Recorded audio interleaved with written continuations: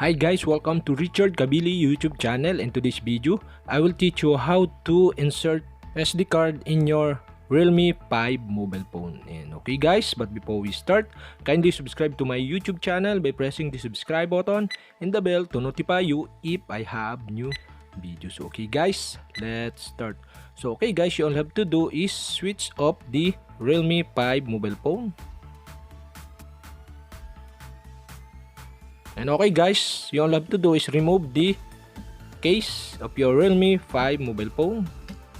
And okay guys, here you can see the injector pin here. And okay guys, you only have to do is find the small hole on your Realme 5 mobile phone. And okay guys, here you can see the small hole on your Realme 5 mobile phone. Okay, you all have to do is insert the injector pin.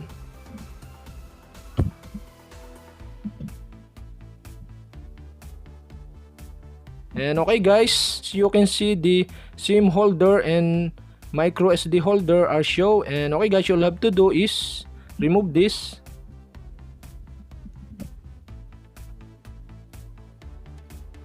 And okay guys, after that, okay, you'll have to do is put here the SD card.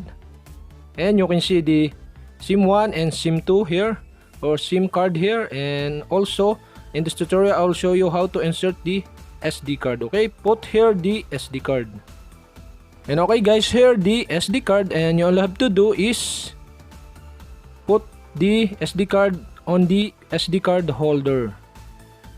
And okay guys, that's it. And okay, the SD card are in the SD card holder. And okay guys, you all have to do is insert again to mobile phone. So okay,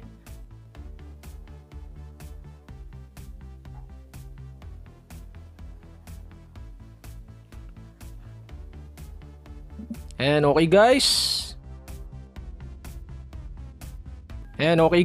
that's it. And okay guys, if you have a question, kindly comment below, and don't forget to hit the subscribe button and the bell to notify you if I have new videos. Okay guys, thank you for watching.